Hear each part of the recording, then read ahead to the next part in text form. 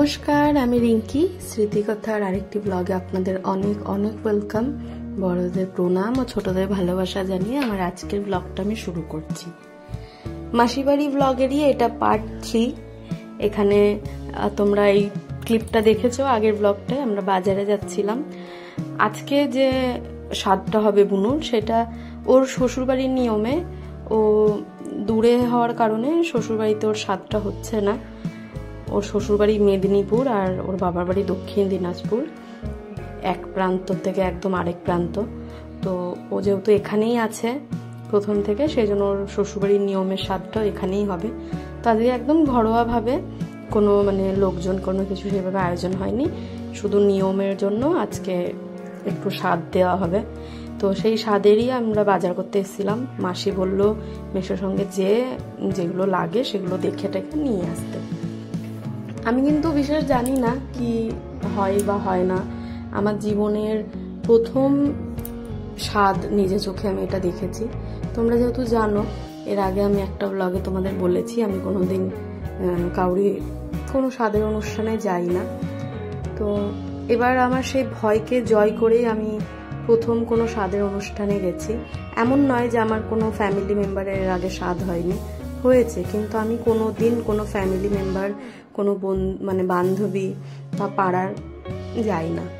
অনেকদিন আগে পাড়ার একজনের বাড়িতে গেছিলাম, সেখানেও এক প্রকার আমাকে ইনসাল্ট করা হয়েছিল। সেই থেকে একটা বড় শিক্ষা হয়েছিল, আর সেই জন্য আর যাই না।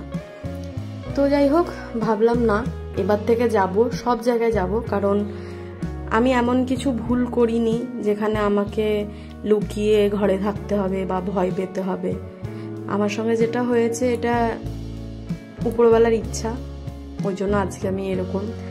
আর এটা যেহেতু আমার নিজের হাতে নেই, তো সেক্ষেত্রে আমার এখানে লজ্জা পাওয়ার বা ভয় পাওয়ার বা কষ্ট পাওয়ার মতো কোনো কিছু নেই। প্রত্যেকটা মানুষের জীবনে কিছু না কিছু খামতি থাকে। আমার জীবনে একটা খামতি আছে, সেটাকে নিয়ে আমার বাঁচতে হবে। তো সেই ভয়কে জয় করেই আমি জীবনে প্রথমবার কোনো স্বাদ অনুষ্ঠানে গেছি, আর নিজে হাতে প্রচুর আয়োজন করেছি। হ্যাঁ, রান্না বান্না বা খাবার দাবার ওখানে আমি হাত না দিলেও আমি মোটামুটি অনেক কাজেই হাত দিয়েছি। তো বাজার করে চলে এসেছি। এখানে আমার দিদি স্বাদের রান্না করবে। তো স্বাদের রান্না বলতে এই পায়েসটা নাকি মেন, তো এই পায়েসটা আমার দিদি করবে। ও যেহেতু এক সন্তানের মা, আরও কি ব্যাপার আছে আমি সঠিক জানি না। এখানে দিদিকে কি মাপে চাল নিতে হয় সেটা মাসি দিয়ে দিচ্ছিল। আর পায়েসটা পুরোপুরিভাবেই নিরামিষ হচ্ছে। তো মাসির মন্দিরে একটা ওভেন গ্যাস আছে, এখানেই দিদি পায়েসটা করবে। মাসির মন্দিরটা খুব সুন্দর, আর মাসিরও গোপাল আছে। জানি না আমি সামনে কোনো ক্লিপে পাবো কি পাবো না, তবে ওখানে আমাদের মোট 5টা গোপাল রাখা আছে। আমরা 3 জন নিয়ে এসেছি, আর মাসির অলরেডি 2টো গোপাল ছিল। ওই বড় গোপালটা যেটা দেখা যাচ্ছে ওটাই মাসির, একদম ডান দিকে যেটা দেখা যাচ্ছে সেটা আমার, আর মাঝে ছোট ছোটগুলো মায়ের, দিদির, তারপর মাসির পুরনো একটা গোপাল ছিল। তো মন্দিরটা আমার খুব পছন্দ হয়েছে, খুবই ভালো লেগেছে। আর এত ঠান্ডা, আমরা গরমে ওখানে থাকতে পারছিলাম না, তখন মন্দিরেই থাকছিলাম। আর এই দেখো স্বাদের বাকি রান্নাগুলো মা করেছে। এখানে ওই কি সব নিয়ম হয় সেগুলো করছিল, আমি পেছনে বসে বসে খালি ভিডিও ক্লিপ তুলছিলাম। আর পায়েসের মাঝখানে 5টা সিঁদুরের ফোঁটা, ধান আর দুব্য দিয়েছে, ওটা নাকি নিয়ম, ওইভাবেই।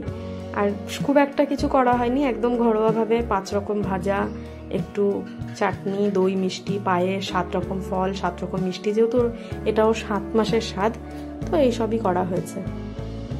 আর এখানে দিদি বেশিরভাগটা সবই করছিল, দেখলাম যত নিয়ম ছিল সব ওকে দিয়েই করানো হচ্ছিল। মাসি আর মাও ছিল, তবে ওকে দিয়ে বেশি করাচ্ছিল। আর এই যে থালা আমাকে মাসি বারবার বলছিল তুই সাজিয়ে দে, কিছু হয় না, আমরাও সব মানি না, কিন্তু যতই হোক মনের মধ্যে একটা খুদ একবার একজন ঢুকিয়ে দিয়েছে, তো আমি আর এইসব কিছু ছুঁইনি ওর। এখানে ওকে আশীর্বাদ এখন যেসব পর্ব হয় সেসব দেওয়া হচ্ছে। সত্যি বলতে আমি যেহেতু কোনোদিন দেখিনি নিজে চোখে, ফোনে বা ভিডিওতে দেখেছি। আর আমার বাবার বাড়ি ওই দিকটা একটু আলাদা নিয়ম, আমাদের দিকটায় বহরমপুরের দিকে আলাদা নিয়ম, বা মাসি বাড়ি ওই দিকে একটু আলাদা নিয়ম। তো ওই সব নিয়মেই যেভাবে যা হচ্ছিল, একটা ঘট বসিয়ে নিয়েছিল, ওকে আশীর্বাদ করছিল। আর মুখটা কেমন গোমড়া করে বসে আছে। আমি এই পাশ থেকে বলছিলামও যে একটু হাস। পেছনে ভাই বসেছিল, ভাইও দেখছিল। আমার মনে হয় ভাইও প্রথম কোনো স্বাদের অনুষ্ঠান দেখছে। আর ওকে একটু মানে কিছু বোঝা যাচ্ছে না, কারণ ওর পেটটা একদম ছোট্ট হয়েছিল, খুব একটা হয়নি। আর স্বাদে নাকি বাচ্চাদের বসাতে হয়। আমার মাসির ঠিক বাড়ির একদম বেরিয়ে একটা স্কুল, আশেপাশে কোনো বাচ্চা না পাওয়াতে মাসি স্কুল থেকে 3-4টে বাচ্চা নিয়ে এসেছিল, আর ওদেরকে পাশে যে 3জনকে বসিয়ে দিয়েছে। আর এখানে ফোনে ওর হাজব্যান্ড ভিডিও কল করছিল, সেই ফোনটাও আমি আবার ধরেছিলাম। ভিডিও কল ওর হাজব্যান্ডকে সব দেখানো হচ্ছিল। আর আমাদের মানে বাবার বাড়ির নিয়ম নাকি আগে এই 5 রকম ভাজা বা ভাত এসব নাকি কোনোদিন সাথে দিত না। এগুলো যা বলে আর কি, সবাই এখন ফোনে বা ভিডিওতে দেখে সব করছে। তবে ওই যে পায়েসটা, ওটাই মেন স্বাদ। আগে নাকি শুধুমাত্রই থালায় করে শুধু পায়েস দেওয়া হতো, আর কোনো রকম কোনো কিছু দেওয়া হতো না। পায়েসটা দেখো সবাই কেনে আঙুল দিয়ে ছুঁয়ে রেখেছে। আর কোলে বসানোর কথা বলছিল, তো আমি আবার বললাম একটাও তো ছোট বাচ্চা পাইনি, এত বড় বড় বাচ্চা কি কোলে বসানো যায়? এই সময় ওর লেগে টেগে যাবে, সেই জন্য আর কেউ কোলে বসেনি, নিচেই বসেছে। আর এই পায়েসটাই ওরা সবাই খাবে। যেখানটা ধান দুব্য দেওয়া আছে ওই জায়গাটা গোল করে বাদ দিয়ে পুরো থালাটা গোল করে বাচ্চাগুলোও খাবে, ও খাবে পায়েসটা। আর বাকি যেটা বাঁচবে সেটা জলে দিয়ে দিবে। ওর এখানকার খাবার কোনো খাবারই বাঁচলে কেউ খাবে না, সেটা পুরোটাই জলে দিয়ে দিতে হবে। এখানে দিদি 5 ফল, আলতা, সিঁদুর, একটা নোয়া দেওয়া হয়েছিল। 101 টাকা দিয়েও আশীর্বাদ করে দিল। এবার ও তো প্রণাম করতে পারছিল না, ও বলছিল কি করে করব। আমি পাশ থেকে বললাম এখন হাতে করে নে, পরে সবাইকে প্রণাম করিস। তো তাই করলো। আর ওই যে পায়েসটা ওইভাবেই ছুঁয়ে আছে। আমি সত্যি বলতে আমি এই জিনিসটা আমি প্রথম দেখলাম। আমার দিদি বলল ওর সময়ও নাকি হয়েছিল। ওই যে বললাম দিদির সাথেও আমি যাইনি, হয়তো দিদির সাথে আমি ছিলামও না। আমি কোনোদিন মোট কথা কোনোদিন কাউরির সাথে যাইনি।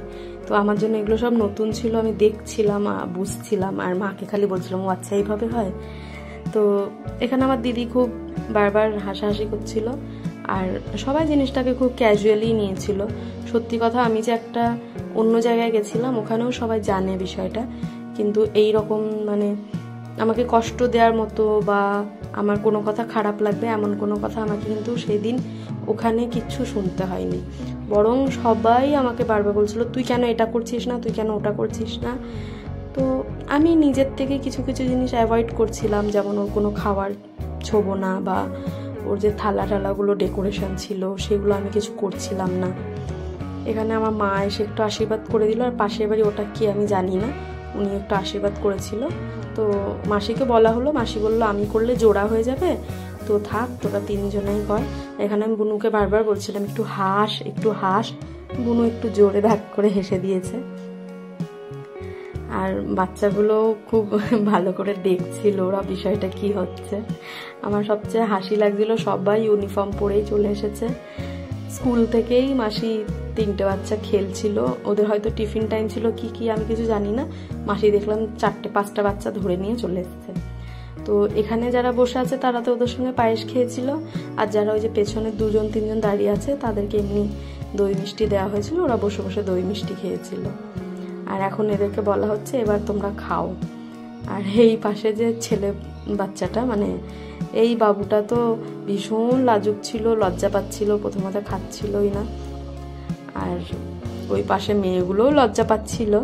তবে সবাই খুব মিষ্টি ছিল, খুব ভালো লাগলো। আমরা আবার পরের দিন বলেছিলাম, মানে যেদিন মেন অনুষ্ঠান সেদিন তোরা আসিস, ওরা কিন্তু আর আসেনি, বা জানি না আদেও এসেছিল নাকি, আমার এখন পর্যন্ত জিজ্ঞেস করা হয়নি। আমরা বুনুর যে স্বাদের পরের দিনের যে অনুষ্ঠান ছিল তারপরে খেয়ে আমরা একটু ঘুরতে চলে গেছিলাম, সেটা আমি আবার তোমাদের সামনে, চলো এই ভিডিওটা আমি আর বড় করছি না। মাসিবাড়ি ব্লগের পার্ট 3 পরে 4, 5 এইভাবে যতগুলো হবে আমি সবগুলো একটা একটা করে নিয়ে আসবো। তো আজকের মতো এই পর্যন্তই, আবারও চলে আসবো নতুন কোনো ভিডিও নিয়ে। তোমাদের আমার ভিডিওগুলো কেমন লাগছে অবশ্যই লাইক, কমেন্ট, শেয়ার করো। আর যদি নতুন হয়ে থাকো তো আমার চ্যানেলটাকে সাবস্ক্রাইব করে দিও, আর যদি ফেসবুক থেকে দেখে থাকো তাহলে আমার পেজটাকে ফলো করে দিও। ভালো থেকো, সুস্থ থেকো, সাবধানে থেকো। চলে আসবো নতুন কোনো ভিডিও নিয়ে। Bye bye, thanks for watching.